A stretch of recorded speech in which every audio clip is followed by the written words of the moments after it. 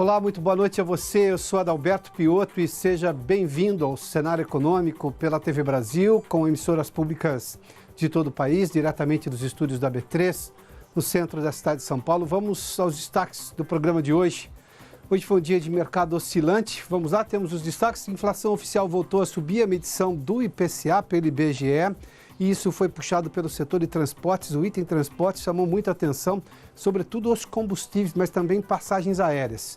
Para você ter uma ideia, a Petrobras também hoje, uma outra informação, a Petrobras saldou uma dívida de 2 bilhões de reais com o Banco do Brasil, contraiu uma nova dívida com o próprio banco, ou pelo menos uma intenção de dívida, ou seja, um novo empréstimo. Isso chama atenção porque é uma empresa que tem completamente um outro perfil se comparada a, por exemplo, 3 anos, onde a empresa estava acumulando dívidas sem condições de pagar e sem condições de tomar novos empréstimos. Isso, obviamente, importa para os acionistas.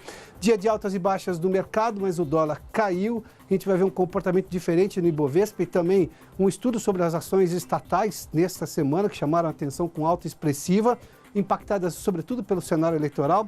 E que Brasil o próximo presidente vai assumir? Nós separamos algumas telas aqui em números, algumas informações do ponto de vista econômico. Que Brasil este novo presidente? Temos eleição no próximo dia 7, no domingo. Qual é exatamente o país, do ponto de vista dos números da economia, que este presidente, o novo presidente, vai assumir? Se não nesse primeiro turno, depois do segundo turno. O cenário econômico está no ar.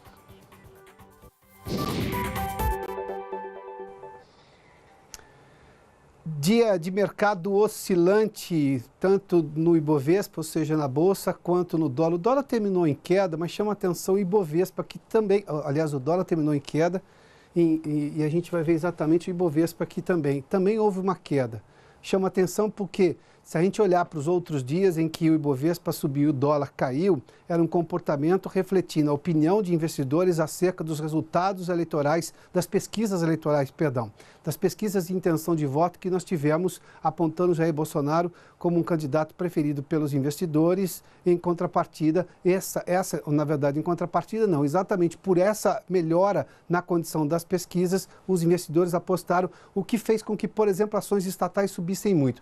Mas hoje, mesmo com a pesquisa do Datafolha divulgada ontem, depois do fechamento do mercado, não está exatamente refletida no Ibovespa, porque aqui no Ibovespa tem uma preocupação em relação às empresas estatais. Curiosamente, hoje o mercado, na verdade, vendeu ações de empresas estatais e, portanto, elas puxaram, por exemplo, sobretudo Petrobras, as ações para baixo. Há um compasso de espera. Obviamente, tem eleição no domingo, na segunda-feira o mercado vai precificar tudo novamente. Hoje o Ibovespa caiu 0,76% a 82.321 pontos.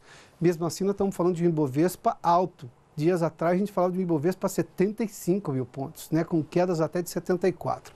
Vamos dar uma olhadinha no dólar. O dólar teve queda hoje, uma queda de 1% a R$ 3,85.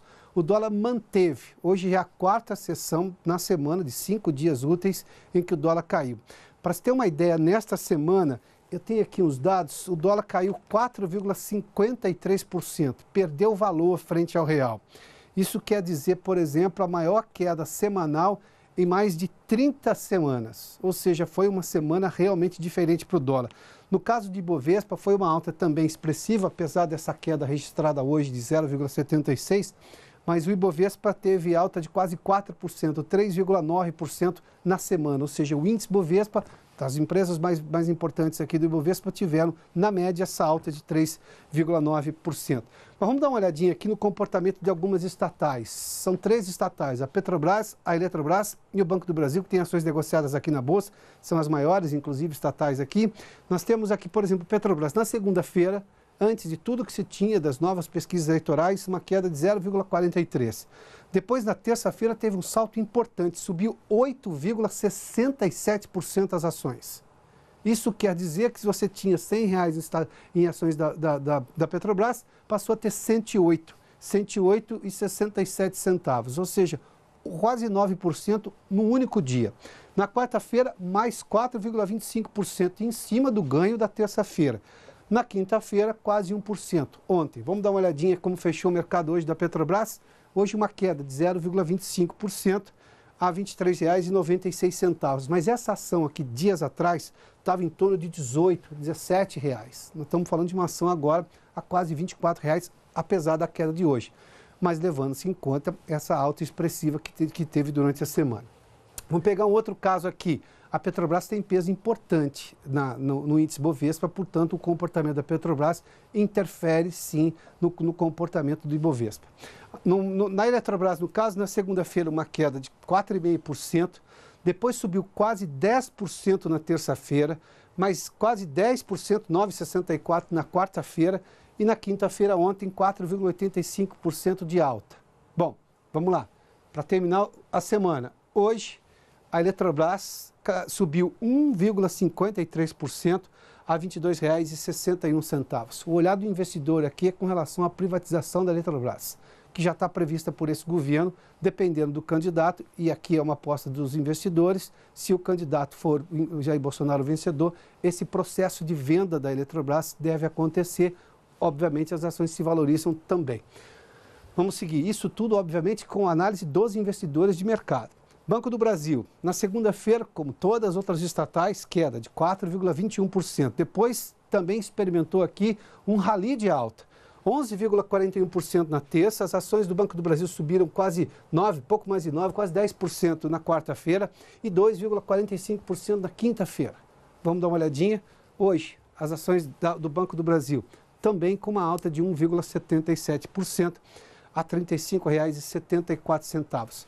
Isso dá uma ideia clara de como que essas ações, e eu peguei as ações, que são as ações do kit governo aqui, né? Porque são ações de estatais podem ter influência do governo, e não necessariamente uma influência de determinar que a estatal faça isso ou aquilo, mas de políticas públicas que envolvam as estatais. Qual vai ser a decisão? Se vai privatizar ou não, se vai ampliar o setor ou não, se vai exigir mais investimento ou não. Tudo isso, obviamente, implica nas contas de uma empresa, que vai implicar, obviamente, no seu resultado final, que gera dividendos ou não, maiores ou menores, prejuízos ou não, maiores ou menores para o investidor. Portanto, nós temos esse comportamento das ações. Aliás, falando em Petrobras, ela pagou uma dívida hoje com o Banco do Brasil de 2 bilhões de reais. É uma nova empresa, do ponto de vista financeiro, praticamente saneada. Nós falávamos de uma Petrobras antes do noticiário policial, na antiga gestão. A empresa passou por um processo de reestruturação financeira, ela segue agora um novo regimento de estatais, ou seja, as decisões políticas são cada vez mais alijadas do comando central da empresa, ou seja, é uma decisão mais técnica que é tomada hoje da empresa, embora seja uma estatal, e já está pretendendo contrair um novo empréstimo com o Banco do Brasil. O Maurício está conosco, Maurício de Almeida, no Rio de Janeiro, tem mais informações sobre esse informe hoje divulgado pela Petrobras. Maurício, boa noite, bem-vindo. Olá, Piotr, muito obrigado, boa noite. A Petrobras pagou uma dívida de 2 bilhões de reais que tinha com o Banco do Brasil. Essa dívida só iria vencer em 2020, mas com essa operação a companhia conseguiu reduzir os juros e, em troca, abriu uma nova linha de crédito com o banco, também no valor de 2 bilhões de reais. O prazo para o pagamento é de 2025. Com esse novo financiamento, a Petrobras divulgou que tem um total de 6 bilhões de reais em empréstimos com bancos brasileiros e 4 bilhões e 350 milhões de dólares com bancos internacionais. A Petrobras pretende utilizar o dinheiro que conseguiu com o Banco do Brasil para quitar dívidas com outras instituições financeiras que possuem juros maiores. Desde o ano passado, a estatal vem adotando essa estratégia de pegar empréstimos com juros menores para pagar financiamentos que possuem taxas mais altas. O objetivo é reduzir a dívida da empresa e esse planejamento está dando certo. Em 2017, a dívida da Petrobras chegava a 85 bilhões de dólares. E a expectativa é que no fim desse ano fique na casa dos 69 bilhões de dólares, ou seja, reduziu bastante a dívida. Essa estratégia de fazer um empréstimo com juros mais baixos para quitar dívidas que possuem juros mais altos não serve só para a Petrobras. Ela é uma boa dica, com certeza, para qualquer pessoa que está devendo e pretende economizar. Ou seja, pega um empréstimo com juros mais baixos e vai lá, paga aquele empréstimo que você estava pagando um juros mais alto. E com isso, você economiza, e economizar sempre é bom. Piotr.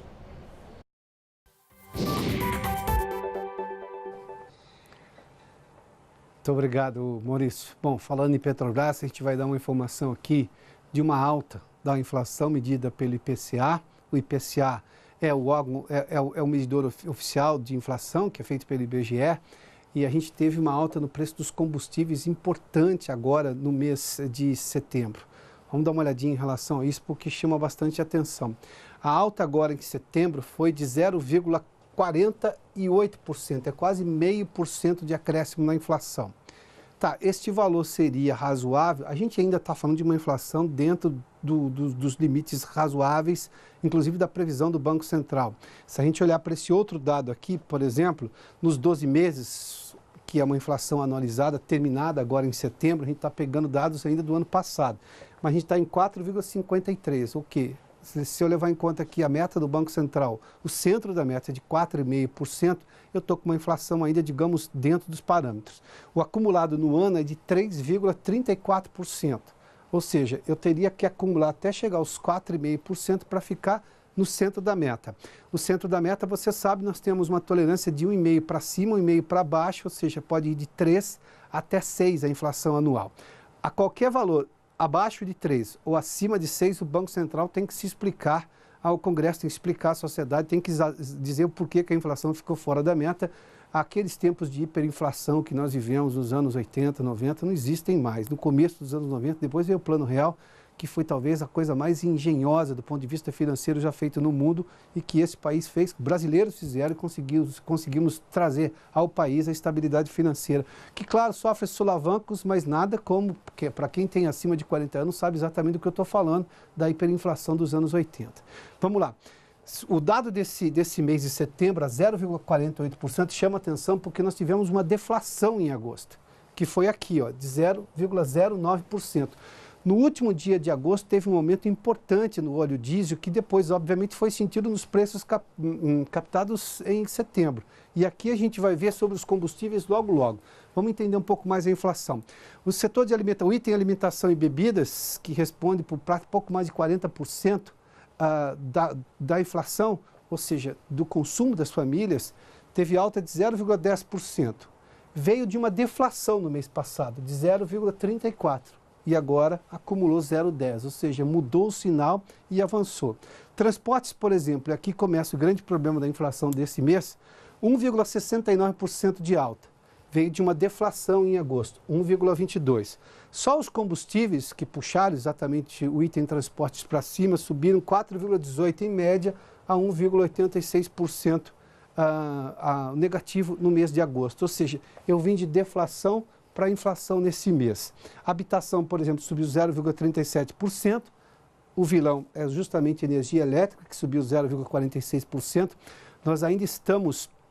Essa alta de 0,46%, se levar em conta que nós já estamos na bandeira vermelha 2, é uma alta importante. Ela parece pequena, mas a gente já está pagando no teto do que você pode ter nas contas de luz, evidentemente dependendo do consumo. Agora, a inflação... Esse aqui, obviamente, é uma medição média do IBGE, do IPCA, do IBGE, o Índice de Preços ao Consumidor Amplo. Agora, cada um tem a sua própria inflação. Se você consome muito, por exemplo, escola particular, e isso compromete, por exemplo, 40%, 30% do seu orçamento, isso, obviamente, escola particular tem um peso muito forte na sua inflação pessoal. Se você consome menos alimento ou come muito mais fora de casa, esse item vai pesar ou não. Aqui nós estamos falando de uma média. Quem consome mais combustíveis, e, por exemplo, vamos imaginar que alguém tenha 70%, um exemplo hipotético, obviamente, 70% do orçamento é combustível. É isso aqui que ele pagou de inflação. A inflação dele foi de 4,18%, quase isso, porque eu tenho que, digamos, tirar os outros 30%. Mas vamos entender um pouquinho só sobre essa questão dos combustíveis, porque ela chama bastante atenção. Veja só, gasolina, etanol e diesel, todos vieram de deflação no mês passado, em agosto. A gasolina caiu 1,45%, o etanol caiu 4,69%, o diesel caiu 0,29%. Agora, neste mês, todos subiram. A gasolina, quase 4%, o etanol quase 5,5% a mais e o diesel quase 6,91%, quase 7%. O diesel tem um incremento aqui, como nós sabemos, e a greve dos caminhoneiros mostrou isso a todos os brasileiros, a matriz de transporte brasileira é sobretudo sobre rodas e consome, portanto, diesel para levar qualquer coisa de um lugar ao outro.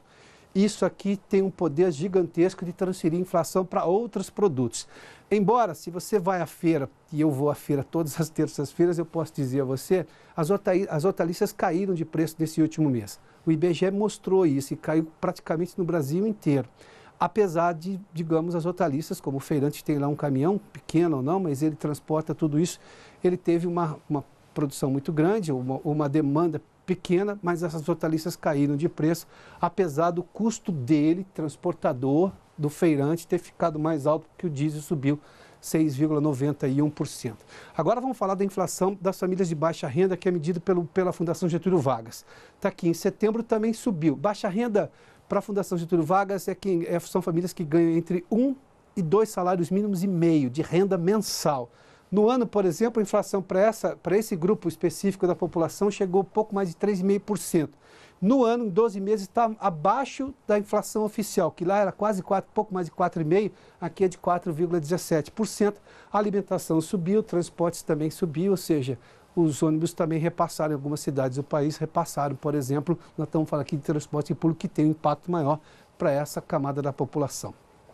Vamos fazer um intervalo, daqui a pouco a gente fala sobre os desafios brasileiros do próximo presidente, em números, alguns números da economia que o próximo presidente vai encontrar no país. Logo depois do intervalo. Já de volta com o cenário econômico, vamos retomar só um dado do bloco anterior, a questão dos transportes na inflação. As passagens aéreas também vieram de agosto com uma deflação, ou seja, um recuo no preço de 26%. Subiram agora em setembro 16,81%. Eu fiz essa menção porque um estudo da Agência de Aviação Civil, a ANAC, mostra que houve um recuo nos preços médios das passagens, ou seja, domésticas, com destinos aqui dentro do país. A Vanessa Casalino está conosco em São Paulo e tem informações sobre isso. Vanessa, boa noite. Oi, Piotr, boa noite para você, boa noite a todos. Como você disse, reforçando, são dados da Agência Nacional de Aviação Civil. O preço médio da tarifa aérea doméstica ficou em R$ 321,78 no segundo trimestre desse ano, uma queda de 3,9% em relação ao mesmo período do ano passado. Já é o quarto ano seguido que esse recuo ocorre num segundo trimestre. Os números da ANAC mostram ainda que 8% das passagens domésticas foram vendidas abaixo de R$ 100 e pouco mais que 55% abaixo dos R$ 300 nesse mesmo período. 0,6% foi vendida a mais de R$ 1.500. Essa redução nos preços, apurada pela ANAC, aconteceu em um momento de alta nos custos do setor. Ainda de acordo com a agência, a cotação do real em relação ao dólar teve alta de 12% e o preço do combustível de aviação subiu 34%. Isso nas comparações anuais. Agora, no acumulado dos 6 primeiros meses do ano, o preço médio da tarifa doméstica ficou em quase R$ 343, um aumento de 1,5%, em relação ao segundo trimestre do ano passado, Piotr.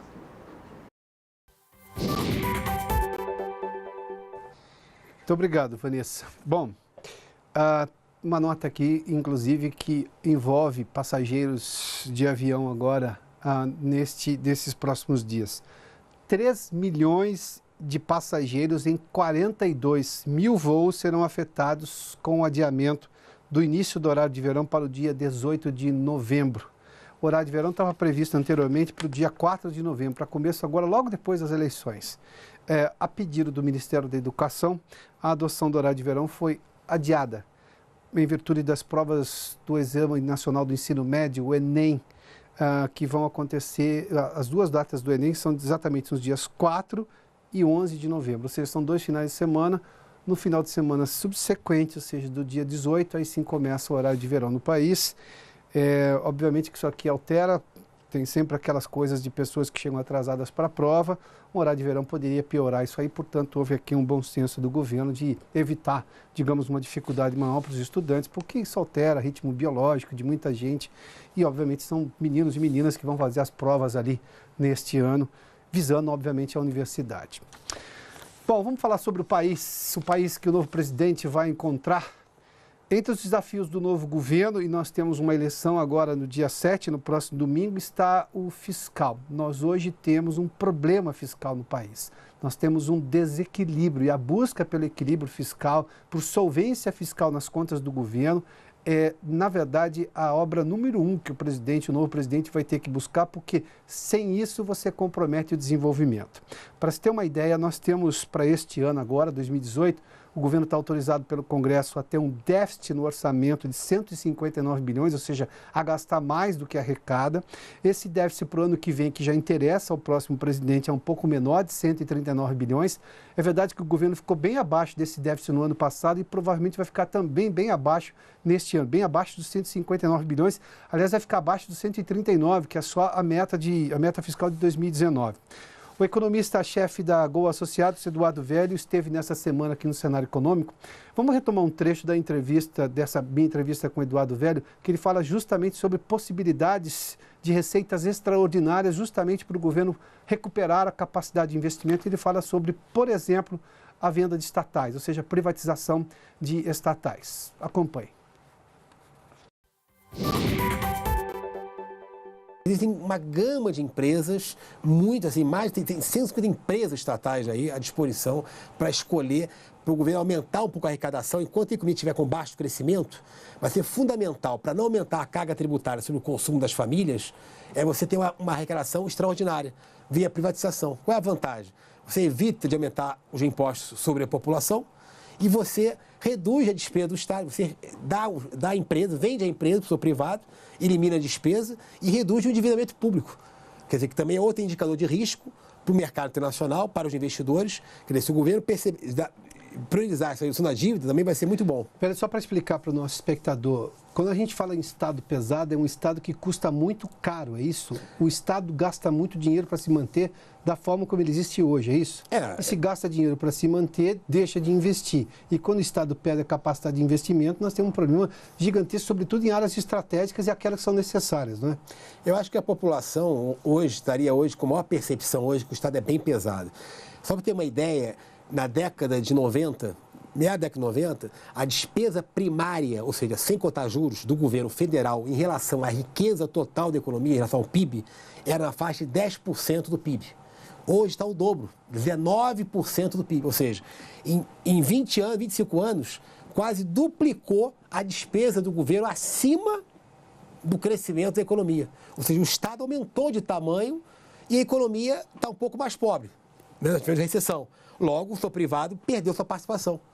E a economia não cresceu tanto. Então, é um sinal que temos que fazer uma recomposição disso. O modelo tem que ser mais setor privado financiar crescimento e não setor público. O setor público tem que o quê? Financiar saneamento, segurança, educação, saúde. E essas questões mais operacionais de produção, onde o setor público não tem competitividade, vende, tem investidores para fazer isso, o Estado arrecada e gasta menos.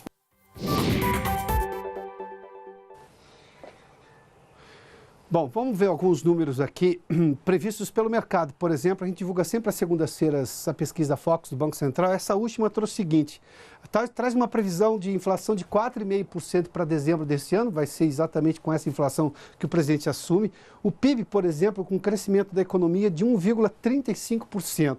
E a gente teve revisão do PIB, por exemplo, pelo Banco Central, agora em 2018 caiu para 1,4%, para 2019 2,4%. Claro que isso altera dependendo das políticas econômicas do próximo presidente. Vamos lá, o IPEA também fez uma projeção, é um pouquinho maior, mas reduziu de 1,7% para 1,6% o crescimento da economia. Vai ter um país com uma população que tem investido cada vez mais na poupança, ou seja, uma aplicação conservadora, mas com rendimento importante, levando-se em conta que a taxa Selic está baixa, né? Hoje, de setembro, teve um saldo de 8,5 bilhões de saldo positivo, de investimentos na poupança. O saldo é de 6,7 bilhões positivo, ou seja, na poupança. O índice do meio-desemprego com 65,7%, quanto mais próximo de 100, mais alto é o nível do desemprego. O meio-desemprego, embora tenha caído esse último mês, segundo a pesquisa do CNI, mas vai ter uma população que tem satisfação com a vida em alta, apesar do problema do desemprego, ou seja, é o otimismo da nacionalidade brasileira, o que é muito claro aqui. Teve um aumento também, ou seja, 65 se aproxima da média histórica. Se a gente olhar para um outro dado aqui, a população, este é um dado importante que chama-se necessidade de reforma da Previdência. A população brasileira está envelhecendo. São 30 milhões de pessoas que estão acima dos 60 anos. Houve um incremento na última pesquisa do IBGE de quase 5 milhões de novos idosos, ou seja, nos últimos 5 anos, a maioria mulheres. Bom, esse foi o cenário econômico pré-eleição de domingo. Muito obrigado pela sua companhia, pela audiência. Muito boa noite a você. tenha uma boa eleição, faça uso muito bom do seu voto no domingo, porque isso é um valor democrático que foi conquistado a duras penas. Na segunda-feira a gente está de volta. Bom final de semana. Até lá.